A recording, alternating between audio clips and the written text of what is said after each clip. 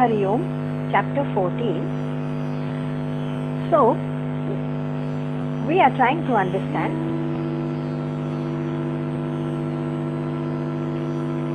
Triguna Vibhaga Yoga. Triguna. By now we know that we are just a bundle of sattvic, rajasic and tamasic guna. Sattvic, where there is a sense of expansiveness, of generosity, of sharing, of shanti, santushti, that is sense of satisfaction and contentment with what we have. And therefore, only when we feel full, we feel like sharing, we feel like seva. Seva or reaching out to others is only with a sense of fullness, that okay, I have this or that. The sense of emptiness comes, this is no connection with the amount of wealth or luxuries we have. We may have the biggest luxuries in life and we may still feel that we cannot share. That is a bhava. It has nothing to do with the actual wealth. The bhava is that in some of us, that okay, I have this or that, but I still need something more. And therefore, so there is a beautiful word in Sanskrit called daridrata, kripana, kripan. Daridrata is a sense of lack. That I lack this or I lack that. The moment we feel that, we move into rajas mode, the rajasic mode, where there is once again a feeling of restlessness and distraction and of course selfishness, because everything that we do in rajasic mode is from a sense of self-centeredness. I want this for me or for my family or for my immediate connections, attachments. Now that makes me also in the rajasic mode. If I don't get those things which are driven by my self-centered desire, it makes me extremely irritable and impatient and extroverted and irritable and hurried and trying to control things around me. So you've seen this attitude of being control freak. I want to control this or that. Hurried in my nature, extremely ambitious. Okay, so that's rajasic. And tamasic is where, of course, where laziness overpowers everything, and therefore we are neither interested in acquiring anything of the world, sansar, of the material world, nor of the spiritual world. That is a far cry altogether. The spiritual world, what's that? So there is complete ajnan or darkness. Now, we are all a bundle of all of these, remember. But what predominates is what makes our personality. Now, all these gunas are still part of only Prakriti, and Prakriti is unreal, it's part of Maya, it's part of the world of sansar or material matter. Why matter? Because once again it is attached to the personality who I am, and that personality comes from my actions. My body does the actions, it is matter. My thought drives those actions, thought is also attached to the body. So Deha, Man, Buddhi, Ahankar, they belong to the state of Prakriti. Prakriti which is unreal. And therefore the gunas that we exhibit or the attitudes that we practice, which makes up our mental equipment, that is sattvic, rajasic and tamasic, are also part of the Prakriti, unreal. Oh, so how does it matter? It matters because that is the Prakriti, that is the seed form of the personality. Let's call it a causal body. Karan Sharir, as they call it in Vedanta, is going to carry forward, as you know. And at the time of death, what happens is, I lose this body naturally. I lose this entire structure which I call me. Yes. I also lose all my relationships. One moment ago, before the Prana Shakti left my body, I was looking at someone or interacting as my son or my daughter-in-law or some relative or a friend of mine, and in that one instant, that relationship is dissolved, finished completely, forever.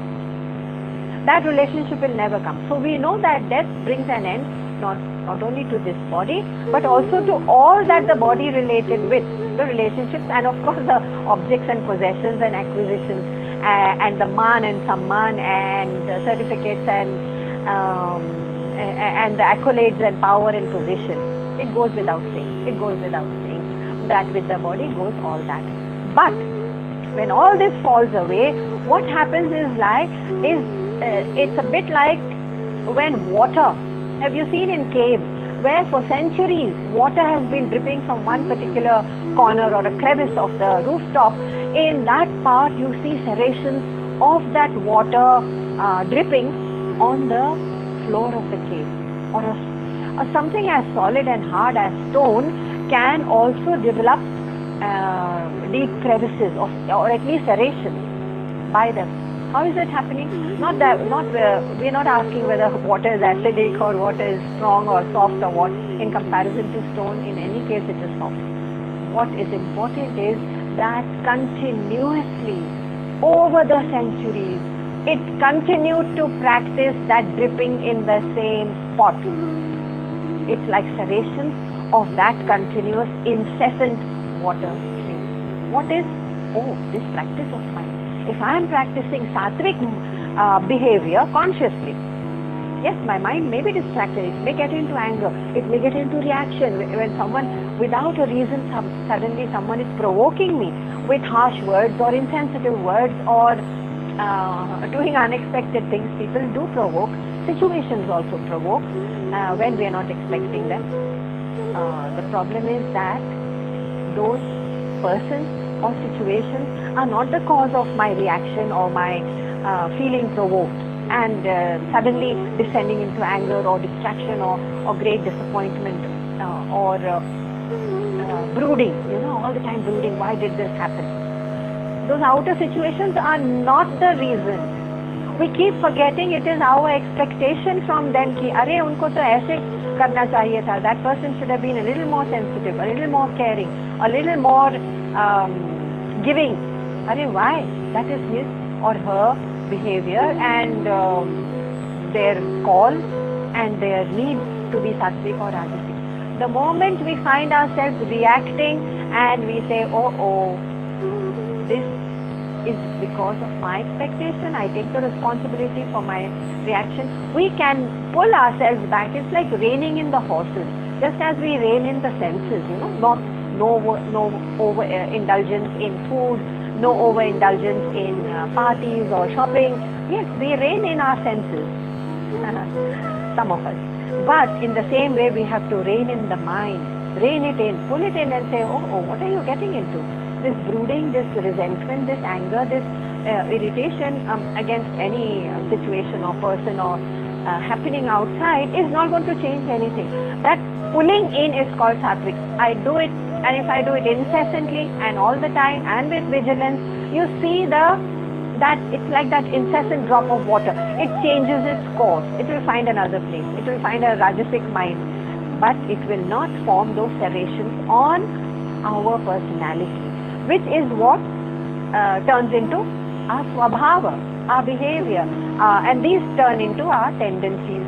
Our tendencies are in the dormant stage or the seed form when the body is gone, and then when we take a new birth, that is when we gain a new costume or new body, that's when these tendencies, these dormant seed form, causal form, dormant tendencies erupt again. So it depends on what we are. So the lesson for us is we cannot hope to lose our vigilance on this. Now, so excessive rajas, excessive tamas is what we have to guard against. That's all.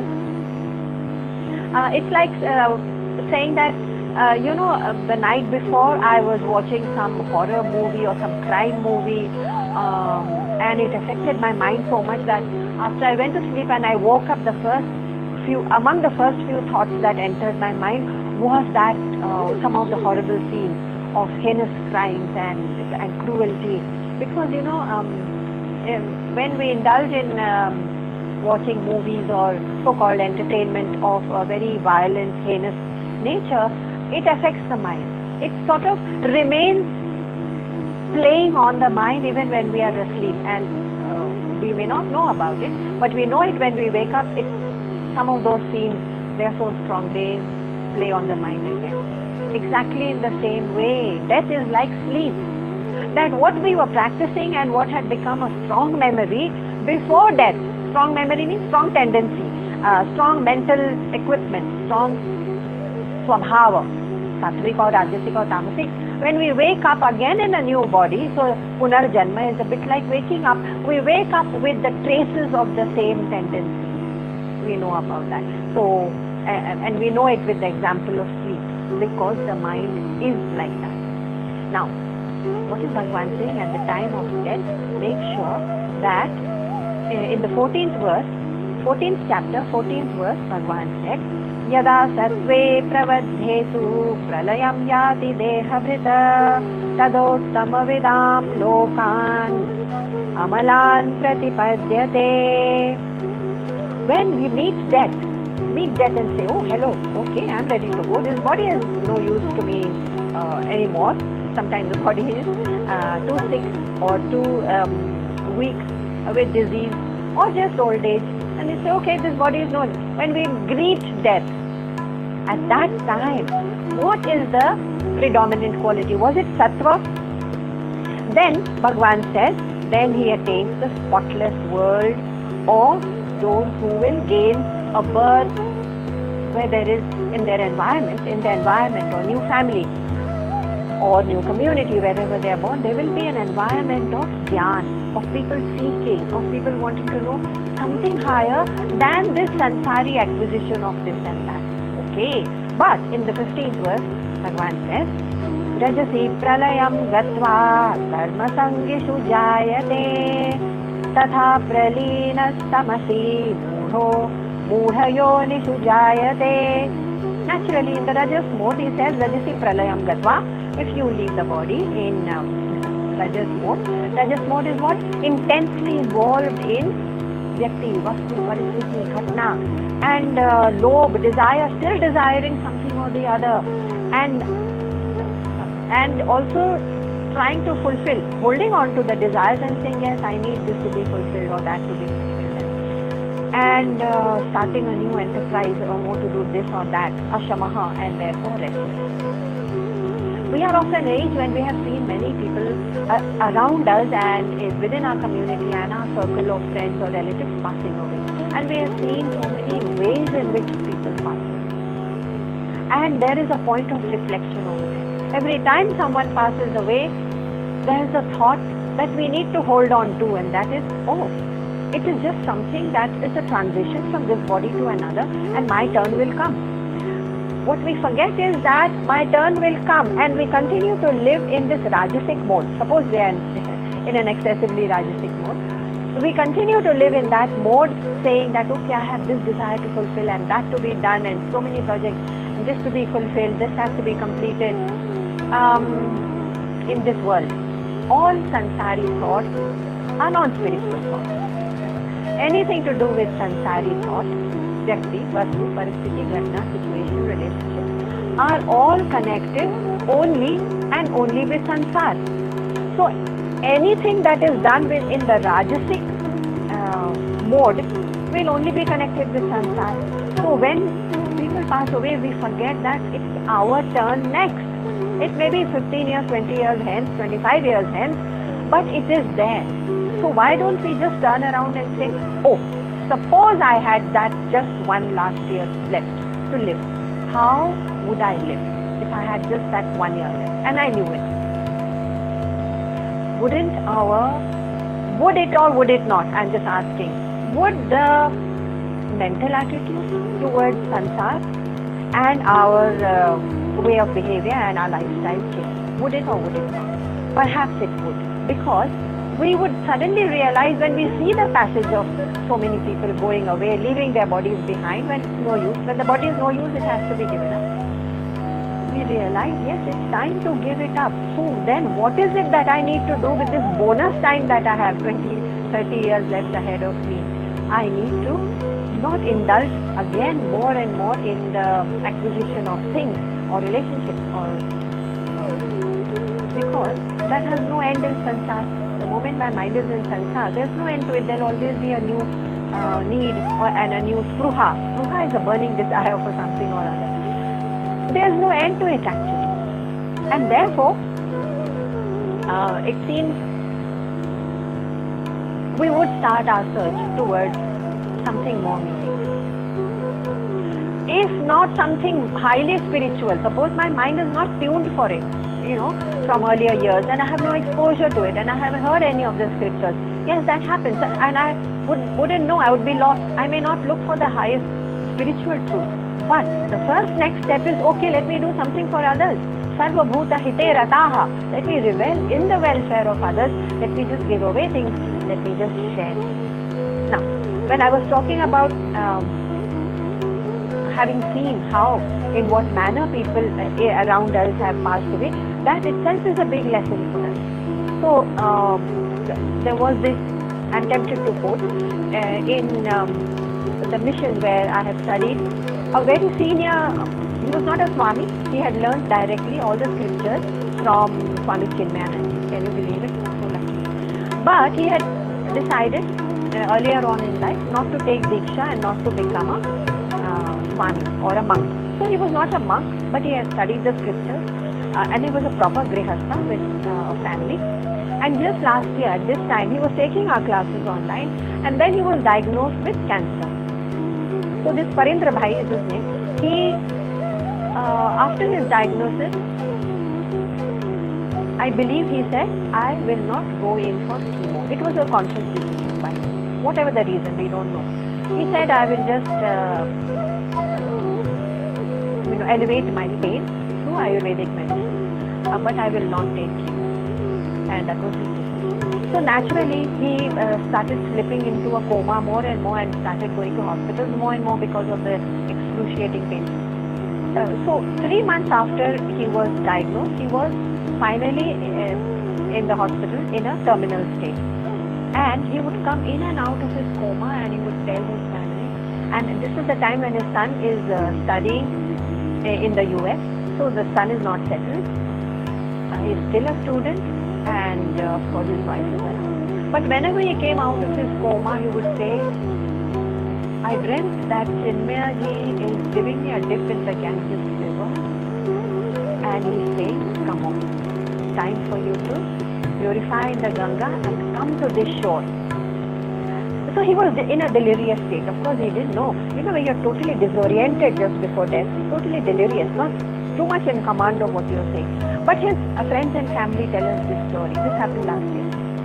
That even in that state, where was his attention, his mind, his pravritti, his entire focus? It was on his Guru and on crossing over from this body. And within 3 months, because he took no chemo, within 3 months he was gone. But he did not once say, call my son, I want to know what's happening to him. He was not flapping around with the sansari attachment. Of course, I don't know whether he was realized or not, but we have studied under him. He was just an ordinary, proper Grihastha, not in orange robes, but he has studied the scriptures, and so lucky. And such a person, I'm saying he was a Grihastha like us, ordinary sansari person, except one difference, that yes, he had studied the scriptures. So his end was so different. His end was different. Why? Not because at the very end we start remembering our Guru or God. That cannot happen, because at the end I'm too delirious, too disoriented even to choose what I want to focus on. I cannot choose. How does it happen? It happens just like I said, when there is an incessant stream of water falling on stone, the serrations are already formed. So right throughout his life, he had dedicated, apart from his business or grihasti or whatever he carried on. He's an inspiration for us because he was not a monk. He stayed on with the sansar and did his business, whatever it was. But at the same time, he kept a large amount of energy and attention and focus and his goal completely in view throughout his life. If you do it throughout, only then at the end you can remember what you idealize, your Guru, your God, the ultimate crossing over to the purest life. It cannot happen just at the last moment. That's why in the scriptures, last time I talked about Krishna saying, at the time of death, Rajasi Pralayam Gatva, at the time of death when you leave. No, it's not at that point. It happens when the swabhav and the tendencies are formed with a particular inclination towards sattvic or rajasic or tamasic throughout life. Throughout life means when? Right now. Right now. And every day. And every morning. What is the thought we wake up with? So, the first thing when we wake up, at least try and focus, what is it that's flooding my mind? And if you, upon waking up, the first few thoughts that are flooding your mind, if you put the torch on it, if you flash the torch on it and say, hey, what's this? You will know that those are the things which are pinching. Those are the things which are imposing on your, themselves on your mind. Those are the things which are impeding our progress towards spiritual because they are crowding our mind. And upon waking, we are hardly conscious of what we want to think about, and yet those thoughts flood. So, when upon waking, just to train our torch upon the thoughts and say, hey, this is what, this is the first thought or first few thoughts that are bothering me. Okay, that means this is bothering me, whatever it is, some relationship or money or financial matter or future progress or maybe anxiety about gaining this or that. We don't know. Or something that somebody said and insensitivity of somebody else. So it's always relationships that are bothering us. Whatever it is, the moment you flash a torch upon it, it will dissolve because then you will know, oh, this is bothering me. How come I'm mounting it on my mind and carrying it around? How come? Where's my freedom? I need my freedom. I am a free soul. Of course we are all free. But we allow these wild horses of thought to willy-nilly crowd upon us and mount upon us and take us hither and thither and allow all kinds of distractions. We are allowing. What is needed is just a moment of withdrawal, some distance from it, mental distance, and scrutiny and vigilance. That's all. You don't even have to whip your whiplash. No, whiplash meaning to suppress it or anything. Just seeing it makes it dissolve when you realize somebody else's insensitivity or some loss of wealth, which is happening to so many people, is bothering me and creating a kind of impediment, a kind of obstacle between me and my God. And my goal, let's call it goal. If God seems to be some kind of too abstract a concept to hold in the mind all the time. Yes, my goal is to know myself, to find myself. मेरा self कहाँ है? What is Atma? मैं आत्मा हूँ. So why can't I experience it? I want to hold that thought. Now I cannot hold it if my mind is in rajasic state. So rajasi pralayam gatva, verse number 15. Karma sangishu jayate. Jayate. You will be born again. You will be propelled forward into the next life. And in that next life, you will find yourself among people, friends, family, relatives, even the parents that you choose. Yes, the soul chooses. Who will be rajasic, who will be ambitious, restless, agitated, desire-driven, self-centered. That is a rajasic quality. We will find ourselves in a rajasic environment. That's what Bhagavan is saying. Karma sangishu jayate. Karma. Those people who are attached to karma action is the sangishu, attached to it, jayate. Those are the kind of people you will find yourself among. So here I am tempted to elaborate just a little bit on rajasic because most of us are predominantly in rajasic mode because we live in the world the way we do. Now, the first thing to understand about rajasic tendency, rajasic, is that it needs energy. Because I am ambitious, because desire is driving me, because some spruha is propelling me forward, I need energy to fulfill all those desires, right? So where do I get that energy? So there was a time in history, maybe 50, 80 years back, when science, if you see the old books of physics and science, scientists had said with a lot of authority that the smallest breakable piece of matter is matter, and therefore the whole world can be reduced to only matter, which means at the end there is only matter. Oh, is that so? Well, 50 years hence we see the new physics book, and now the scientists are saying that no, if I break down even the last possible atom of every matter, I will see that there is no matter.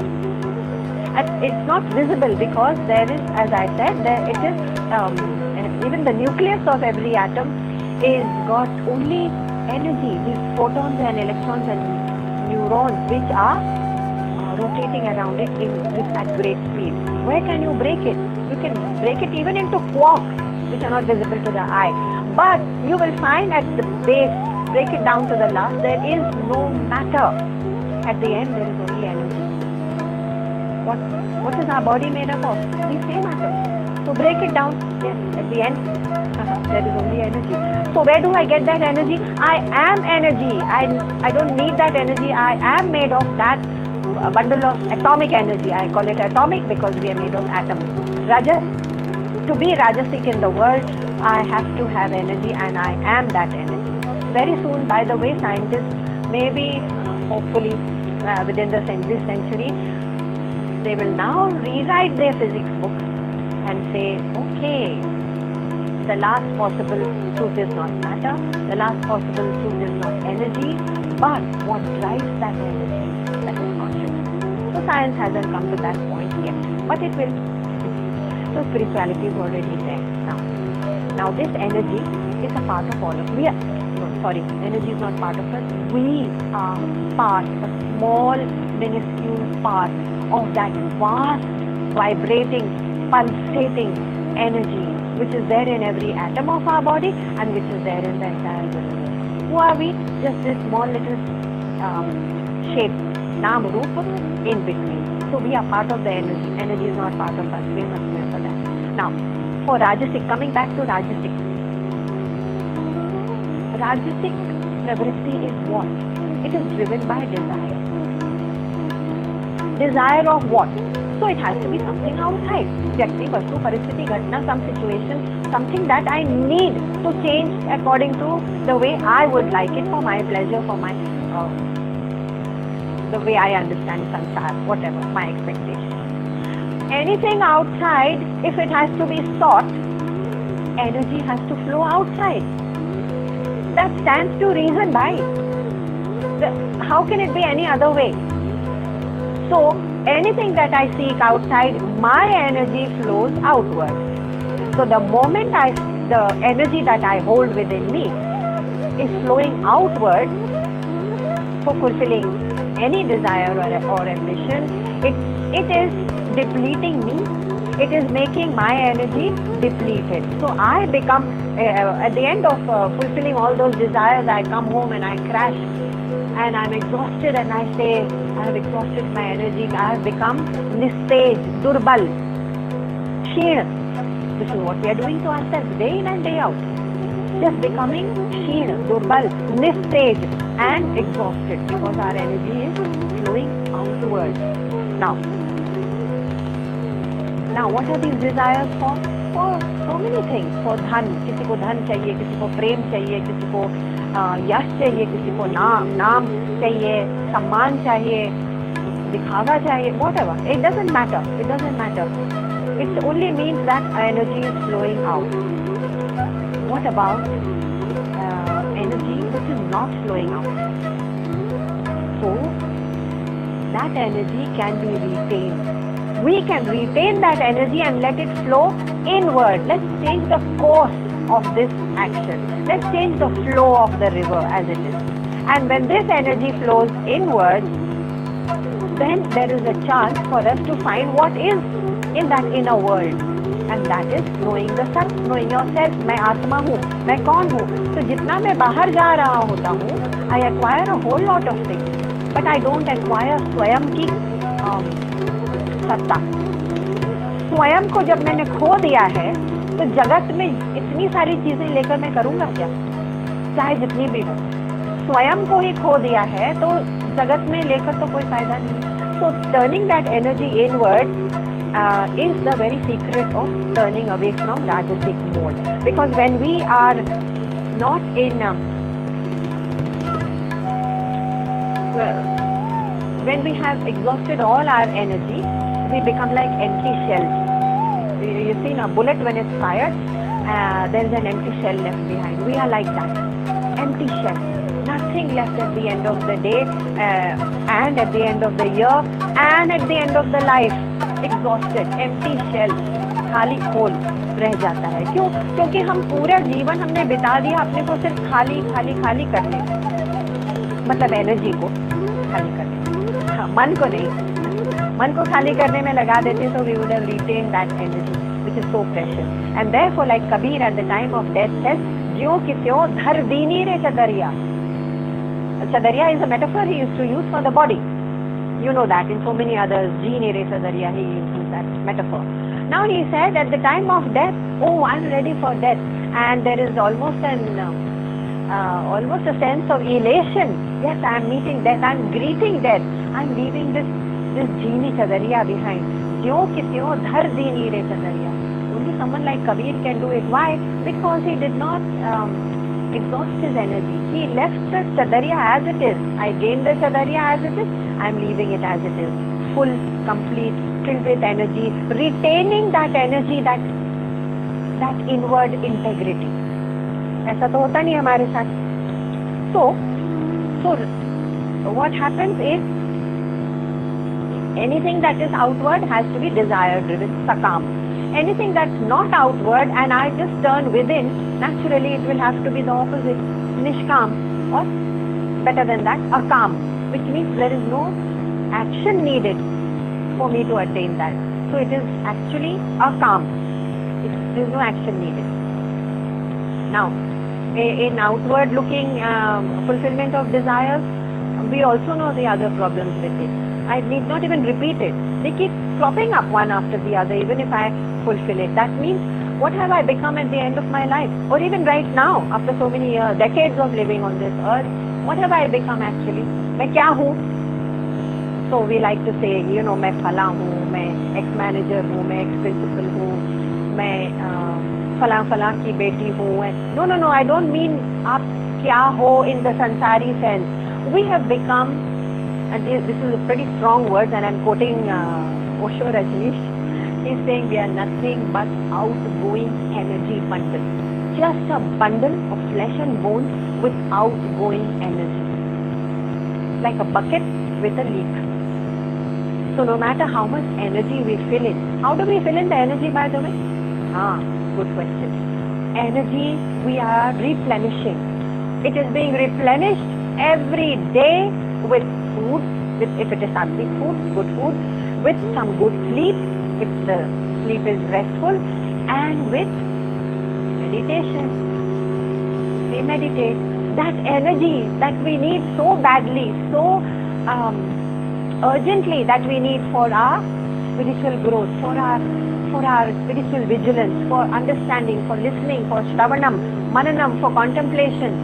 I need that, and I get it only in food, good rest, and the shanti of meditation. The moment it is replenished, the next moment, as I said, when we wake up, the first thought in the morning, oh, why did I do that? Why wasn't this done the way I needed? What if मैं ऐसा करूँ तो? चलो उस project में लग जाते हैं. So there's so much of the Rajasic world flooding into the mind.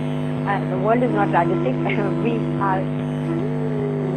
Our swabhav becomes Rajasic, responding to the world in this way. And the same bucket which is replenished with a leakage of Rajasic pravritti leaks out throughout the day, throughout the week. And then at the end of the week we say, oh, I'm exhausted. If we did work that we loved, there would be no exhaustion. What would then that energy be? That energy in meditation, for centuries, our monks and our saints and our Mahatmas and our scriptures have been declaring from the rooftop, saying, do not dissipate energy outward, but retain it. So keeping the energy united with yourself is called yoga. Uniting it, the word yuj means to unite. That is the dhatu of the word yuj. Yoga means to unite. That energy and me are well united, integrated, retained, and therefore I can then, so one may say, so what? Okay, so one may then just become a bundle of Anant energy. Anant. Endless. Endless, and that Anant energy also holds within it the secret of Anant Anand. Anant joy. Believe it or not. But if the saints, the Mahatmas, the Rishis, the Munis have experienced it and they have come back with an experience, then we have to believe it. You know, it's like someone going to the Great Barrier Reef in Australia and describing the immense wall underwater, immense wall of coral reef with these amazing colors. We can't say, oh, you're making this up. So, the Rishis have come back from somewhere. They've come back from that state. And they've been kind enough to come back. They could well be in that state of Anand, like many Mahatmas have, refused to come back and talk to the common people and the noisy, non-believing people like us. But somehow compassionately say yes. And because of them, we know that in that Anand, endless energy inward, there is an endless Anand, source of joy. And therefore, there is an endless Paramatma. So what are we seeking? Where are we seeking? What's there is right there with us. Now this energy flow of Rajasic lifestyle, energy flow flows out. All that we do have to do is let the energy flow inward. You will also notice, if I use the analogy of the atom once again, the atom when it is broken. So when there is friction, when there is fission, you know, when they break the atom, you know what they produce? They produce an atom bomb. How do they do it? Because they've broken the last bit of atom and they have broken it and produced. From that atom comes immense energy. What's an atom bomb? An atom bomb is nothing but a fission of millions of atoms which are broken down. Fission. Fission is breaking down. By using that method, they have tapped the energy which is trapped inside every atom. Atom is hardly visible, but the amount of energy it holds, that's what the scientists discovered, Oppenheimer and the rest of them. And they created the bomb. And you saw the destructive violence, the forceful violence of that horrible destruction of the atom bomb. We saw it in Hiroshima and Nagasaki. But it's not as if our saints and Mahatmas did not know about the power of the atom. It's not as if they didn't know. Yes, they did. But instead of fission, they used fusion. Fusion, that means let that energy remain fused within us.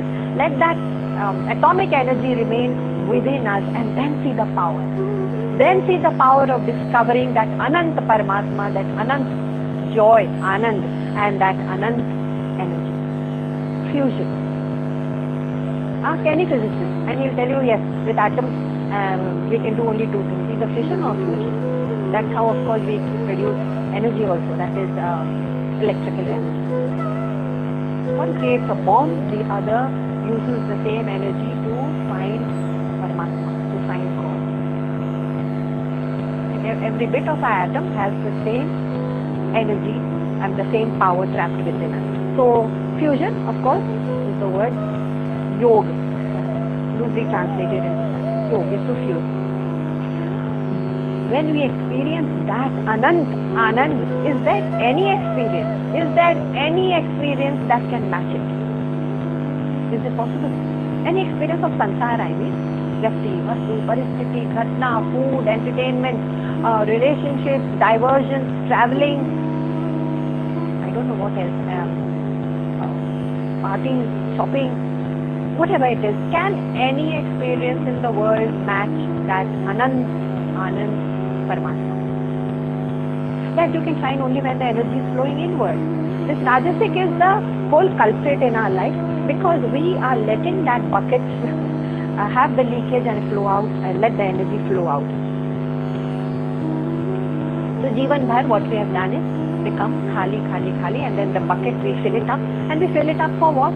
Oh, because I want more pleasure from this sansar and vyakti and vastu and objects of the world and situations and paristiti and expanding family, and I want more pleasure and I want to be involved and attached to them. So I need energy, right? So I must keep myself healthy, go for a run in the morning, have good sattvic food, retain my health with this and that supplements. For what am I retaining my health and my energy when I want to dissipate it anyway at the end of the day in the sansar? So Osho Rajneesh used to say, oh, you're collecting energy with good exercise and sattvic food and good sleep and all that and yoga, and you're collecting energy. Okay, just to squander it again in the sansar. Then he said, it's like building a house and saying, जैसे घर बन गया, I will demolish it. वही कर रहे हैं, हर रोज वही कर रहे हैं. Collecting energy so that I can use that energy to squander it in the world. It's like saying, I'm earning money so that I can squander it on useless things. I'm living. Why are you living? So that I can die.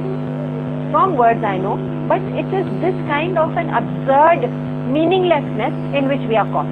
Absurdity.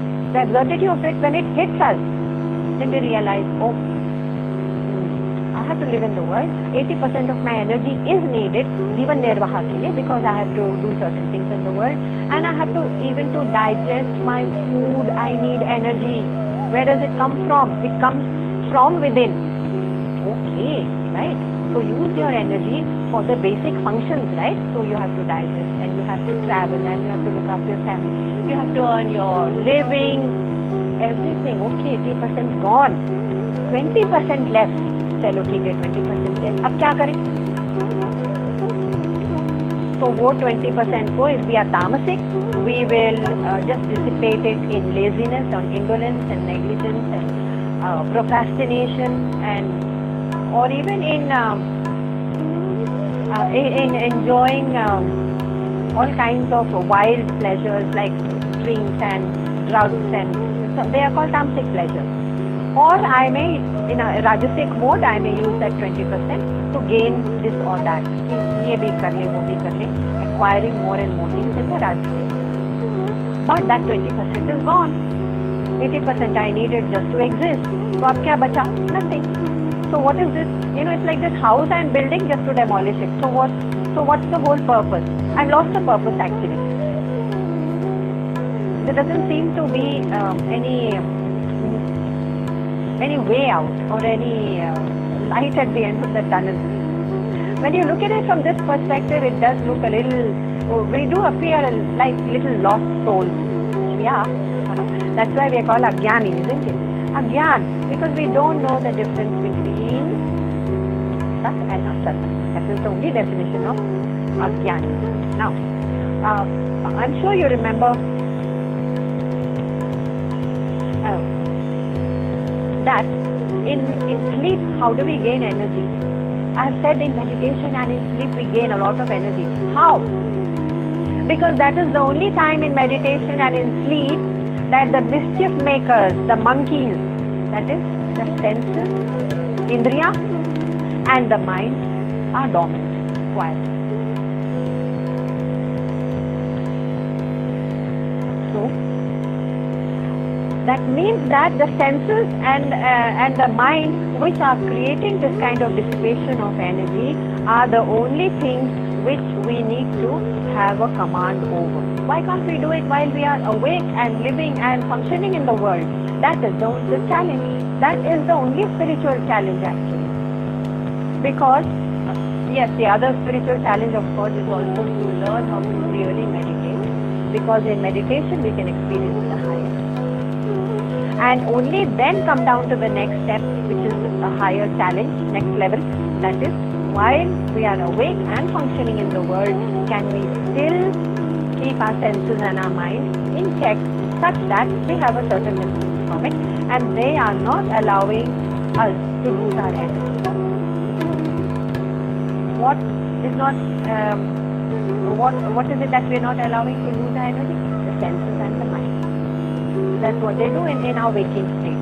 So, I'm sure you remember the story of the king who said, I need a successor. We mentioned this some time back. So very quickly, the king who needed a successor and said that I'm going to be in disguise in a mela, and in that mela, the one who recognizes me in my disguise is going to be my successor. So the mela was set up the next day. There was great excitement and noise, and as people entered the They all had the opportunity. They all heard the challenge that you have to find the king. But as they entered the Mela ground, there were these great big Ferris wheels, and there were rides, and there were sweetmeat shops, and there was entertainment, and there was games, and there was lots of shopping, and mithai ki dukaan, and salah, and music, and laughter, and food stores, and beauty parlors, and of course there was a lot of clowning and entertainment, and even film shows, and lots more shopping again. What happened to most of the people? They knew this was the task given, but as they entered, they forgot the main task, and they got involved with this and that. This happens to all of us. If you know, when you open the mobile screen in order to check a very important message about some medication that was to arrive in time, or some message that you had to send urgently to someone, you know that you're opening your switching on your mobile in order to check that urgent message or to receive that urgent message. And yet, even before you get to it, there are these 5 or 6 windows that pop into your face, and they are screaming for your attention with very attractive headlines. And before you know it, you've tapped on one or two and say, yes, I know I have to send that urgent message. Just let me see what this is about. This headline, what is it? And you have tapped 1, and then 2, and then the next. It has happened, I'm sure, to all of you. No matter how much in control we think we are, an ordinary device like this is unable to, we are unable to keep our, and after sometimes it also happens that after you've tapped a couple of screens and sort of surfed a bit of news or a short video, and now they got into shorts, that is 30 seconds, they'll give you a message, and it's something funny. Maybe it was even a video you were looking for, by some Swami, and suddenly it pops up and you say, hey, I got this is the topic I was looking for, tap on it. And maybe this was the dance or the music piece I was looking for, I tap on it, and I'm lost. And when I shut the phone, I say, hey, what was that? I planned to do something, which is on again. And this is not even funny, it's not even a joke, it's happening to us every day, which means we cannot be in control. To watch our control, just see the way we use our devices. And our devices are nothing but a digital version of that big Mela. We are into sansar completely, and something or the other is attracting us. So that Mela, people forgot their main purpose. The way we forget our main purpose of this life, and then we get involved in this or that, and there was so much happening. But there was one person, very quietly he was moving through all the noise and entertainment and sweetmeats, and he could hear something. He could, at a very distance, wafted on the air, he could hear temple bells. So he followed the sound of the temple bell and approached the temple, and far tucked away near the, and not too far, well within the grounds of the Mela, he saw a temple. And leaning against one of the pillars, sitting down, was a man quietly. He was turbaned. We don't know who he was. He was not recognizable. And yet this man went up and he said, you are the king. And the man said, yes, I am in disguise. I'm disguised as a monk, but I am the king. So what is the difference between this one person who was in the same Mela? So it happened just the other day. There was a person in the building who said that, you know something, I am very, very grateful that Chinmaya mission is right down the road. It's because of this mission that I have been able to learn whatever little I have been able to learn. And so there was another friend of mine who was standing. He is from the Art of Living, from Shri Ravi Shankarji's group, and he is also very learned. He said, you know what? It's not that Chinmaya mission was here, that's why you have been able to learn. Why? There are 600 other flats here. And in the same street, you will find sweet shops and beauty parlors and physio shops and entertainment parlors and malls. So how is it that in the same street so much is happening and you found the Chinmaya mission and said, oh, I'm so grateful? No, it has found you. Why? Because you are naturally, all of us are naturally drawn drawn towards the center of learning if we are in sattvic mood, we are drawn towards the center of entertainment if we are in rajasic mood, and we are drawn towards indolence and laziness and drinks and drugs and idle gossip if we are in tamasic. It is just a natural call, let's call it that.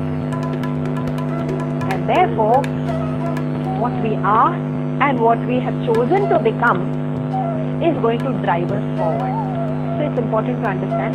And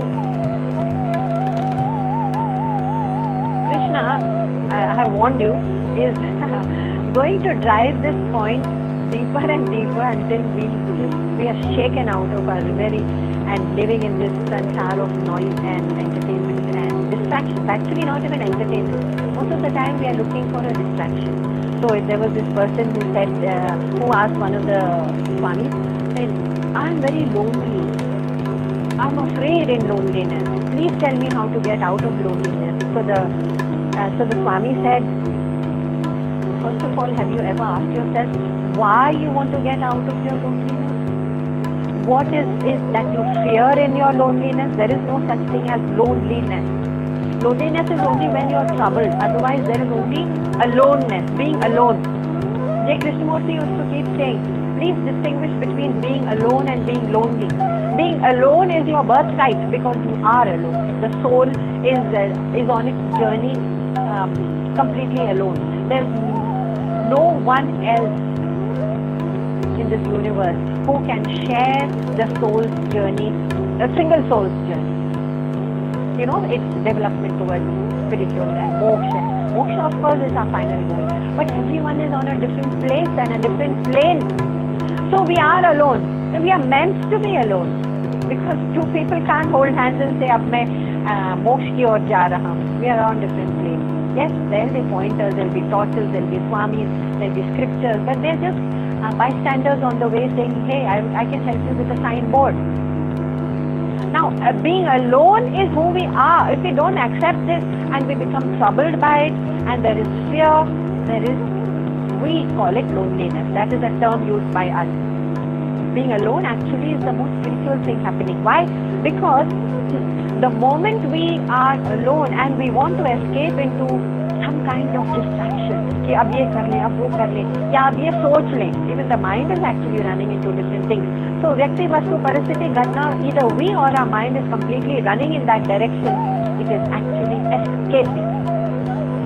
When we escape into anything of the sansar, व्यक्ति वस्तु परिस्थिति घटना, it is called sansar. Running into sansar. The moment we say कि अरे इन सब घटनाओं में और रिलेशनशिप में, और of course I must keep very very respectful relationships and they are needed, but that is not the purpose of my life. ये पूरा मेरा जीवन का उद्देश्य ये नहीं है. There is not great and complete meaning in all this for me. The moment I remember that, it is called vairagya. The moment from my aloneness, from my supreme, beautiful, param shanti of aloneness, when I am running in the distraction of sansar, it's called sansar. When I look at it and say, hey, that actually didn't have any great meaning, it's called vairagya. And the moment I tell myself whether these things have any meaning or not in this sansar, it has no relevance for my life. It's called dhyan, meditation. क्योंकि ध्यान में इतना भी ध्यान नहीं रहता कि कोई चीज इम्पोर्टेंट है दुनिया की कि नहीं, because everything has dropped, everything is suspended into silence इन ध्यान. So in dhyan, who is it that who can share that quality of dhyan with us? No one. It's only when we are alone in that supreme beauty of aloneness that we can experience it. और उसी को हम loneliness बोल देते हैं और उससे हम भागने लगते हैं. So it becomes a very pitiable escape into sansar. That's what rajasic prakriti is making us do. That's what rajasic, the whole picture of a rajasic personality is. And we are that sometimes. Sometimes we are so rajasic. Unless we stop and say, oh, I'm getting too rajasic. But there may be ways to rein in and to stop and to check. But if you are not checking, then it goes unbridled, willy-nilly into sansar. So what about, there's another example of a river. Like a river, if it is dammed by a dam, the reservoir has no choice but to rise the water, I mean. The water in the river or in the dam rises higher.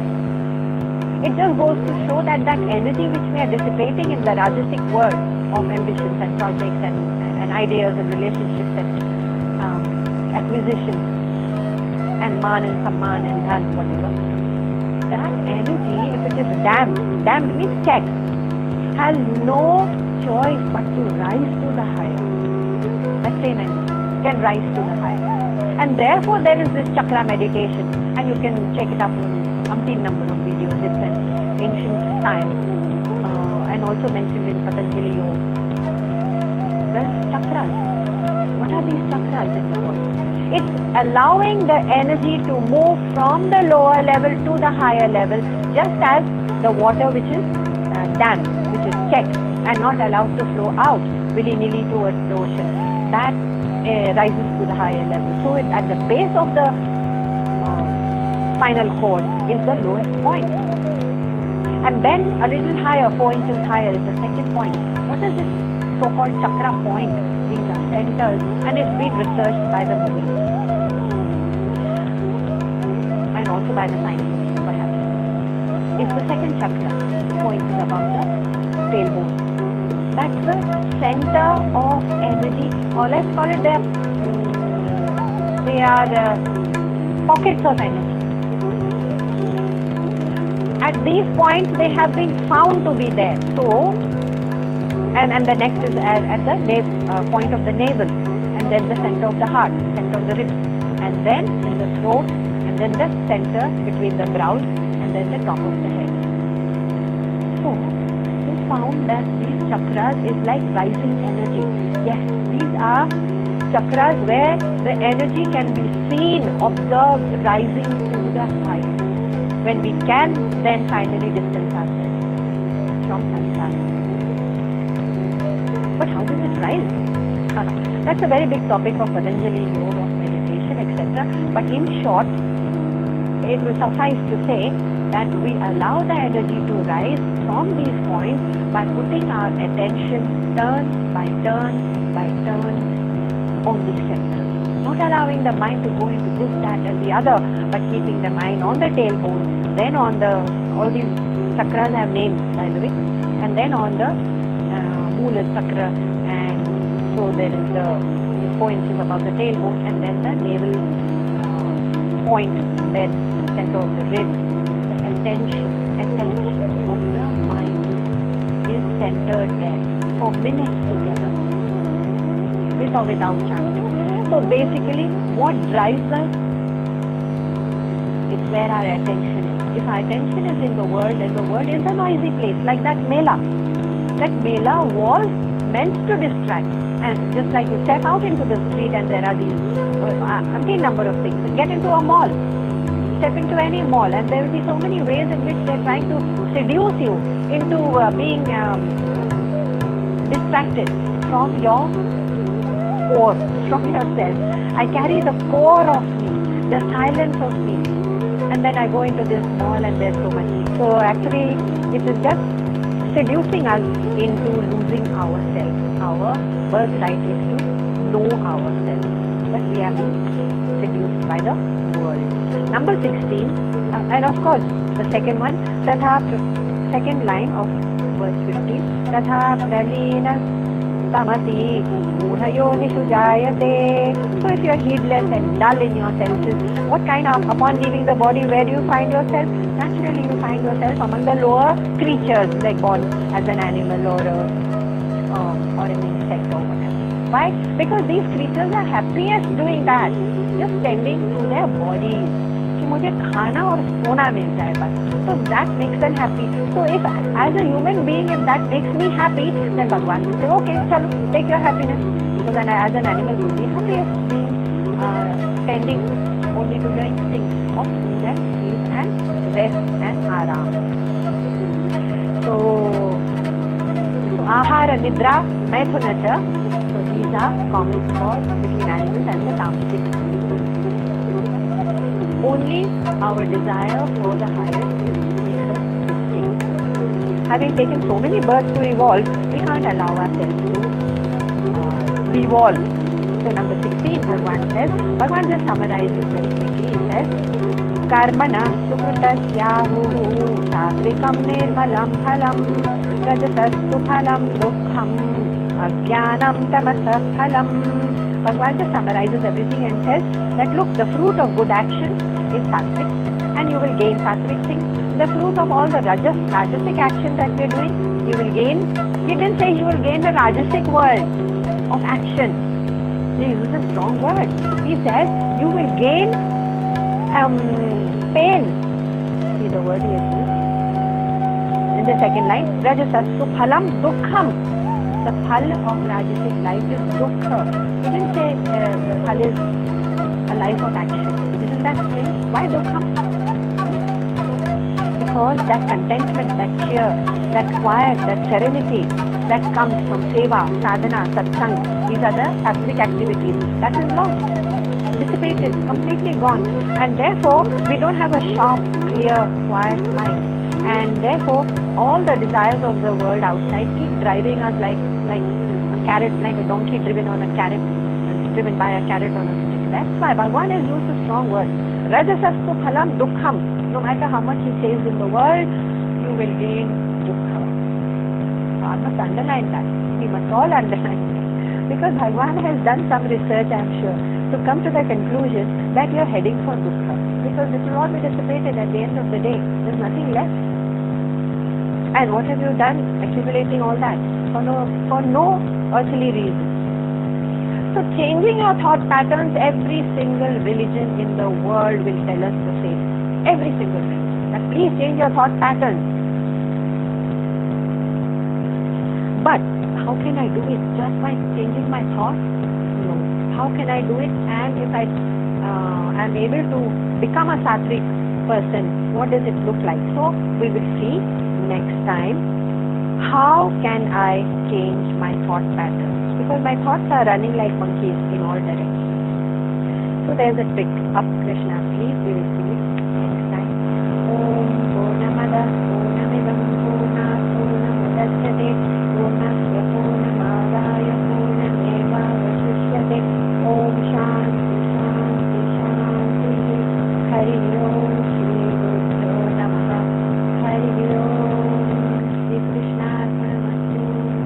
Hari Om.